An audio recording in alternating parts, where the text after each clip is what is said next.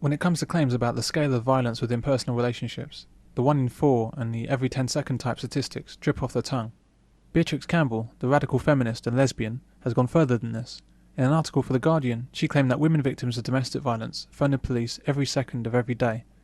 If that were true, over 31 million cases would be occurring every year. We would need 3 times the number of police officers in this country just to answer the phones. Despite the sheer impossibility of her claims, figures like these are still regularly published by feminist media sources in the UK, particularly The Guardian, The Independent and the BBC. Now, every minute of every day, police receive a call about domestic violence, and each week 2 women die as a result of it. With an incident being reported to the police every 10 seconds. That official statistic may be shocking enough, but while many victims still refuse to come forward, the true picture is almost certainly worse. The big problem with this factoid is that we're not told what an incident is. How many of these incidents are a man calling about a violent wife? How many incidents are a child calling about a violent mother? How many incidents are a woman calling about a lesbian partner? How many are false accusations? How many are repeat callers? How many are about arguments rather than any physical abuse? Because we're deliberately not given any of this information, the audience is led to believe that all of these incidents relate to women calling about men who are beating them up.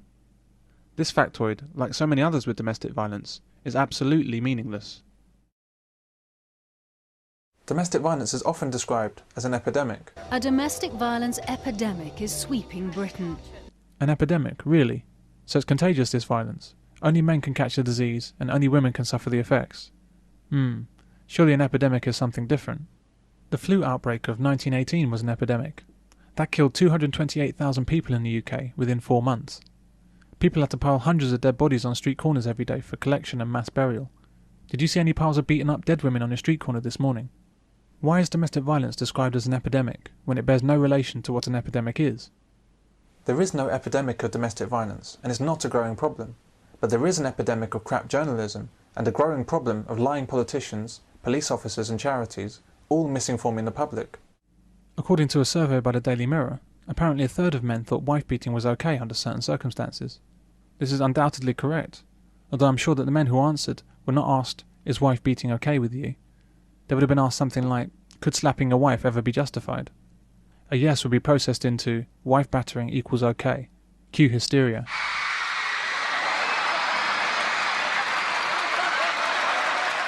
The Mirror goes on to say,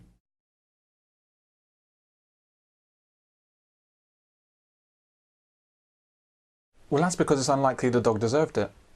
But seriously, as with many feminist surveys like this, the answers that people give bears very little relation to the conclusions drawn." When I asked for a definition of domestic abuse, I said that I did not consider that a one-off aberration that might have happened 15 years ago where my wife slapped me round the face because she lost her temper that day and it had never happened before and it had never happened since. I said, I really don't put that into the same category of domestic abuse as somebody who's systematically abusing somebody else like on a daily or a weekly basis. I said, it's not acceptable, you know, that one-off slap. I said, but it does happen. It's human frailty. If you're working on zero tolerance, that would have meant that I would have phoned the police up immediately and said, my wife has just slapped me around the face, I want her arrested and I want her prosecuted. No, that's well out of all. So I got taken to the cleaners for saying that, but they got it out of context because, like I said it's unacceptable, but I do not put that in. And what they tried to pretend was that I said that was perfectly okay to slap somebody. I didn't say that at all. The men would not have been referring to battering at all. As we've seen, battering seems to have a very different meaning to normal people compared with hysterical females. The men would be referring to a loss of control, which can happen to anyone, man or woman. They'll be talking about slapping or restraining a woman who is perhaps attempting to kick or punch them, or stab them with a kitchen knife. Would you hit a woman if she tried to stab you? Or would you bare your chest and take it like a man? Well, there's a strange presumption in society that that's exactly what a man should do. In 2005, the actor Ross Kemp was assaulted by his wife, Rebecca Wade, resulting in him requiring hospital treatment. Yeah, the Sun's editor, Rebecca Wade, was arrested today for allegedly assaulting hardman husband Ross Kemp. I couldn't quite believe it when I heard this.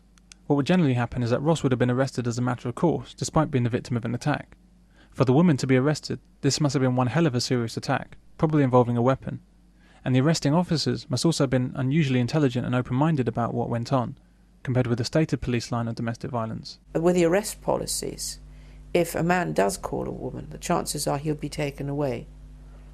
It doesn't matter what if he's scratched and whatever, he's taken out of the situation because it's a positive arrest policy. It's certainly drummed into officers that is the positive intervention and positive action that is expected of them at the scene of a domestic violence incident. Listen to some of the commentary on the incident. Courtesy of a couple who know a thing or two about spousal abuse.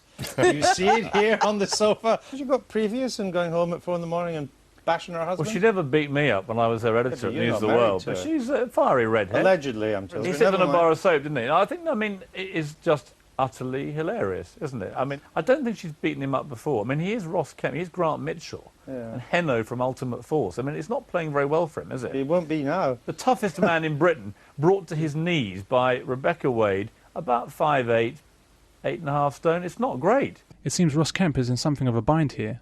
Piers Morgan says that he's somehow unmanly for being injured by his wife. But if he defended himself and perhaps injured her, then he's not a tough guy. He's one of those evil wife-beaters that we're told lies behind every front door. So he's not a tough guy if he defends himself from a woman, and he's not a tough guy if he gets attacked by a woman. It seems that the only way he can actually be tough is to take a beating or a knife attack from a woman, not restrain her or defend himself, not get injured, and not say anything about it to anyone. If you can manage all that, then he's a tough guy. Initially, the reaction is to defend yourself. I soon learnt that that wasn't the thing to do, because if I tried to grab her wrists or anything to stop her hitting me, she would then claim that I'd hit her first and that I'd attacked her.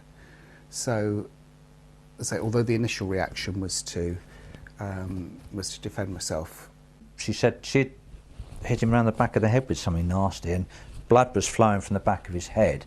So he called the police, and when the police got there, she just screamed and shouted, "Oh, he was going to try and kill me, so I did that to him." And the copper arrested him. He said, "Well, hang on, and he's, of course, then he was done for resisting arrest." But then I realised and I learnt, and I was told by the policeman, of course, you must never ever hit back. And it is actually his good advice, because if you don't, then there are no marks. And if you're the only one with marks, everybody can see that you're the only person who's actually been attacked. Perhaps men should take violence from women and not ever react in kind.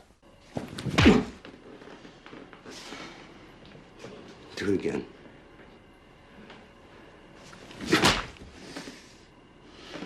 One more time. And perhaps there's nothing a woman could say or do that could justify a slap. It wasn't a miscarriage. It was an abortion. An abortion, Michael.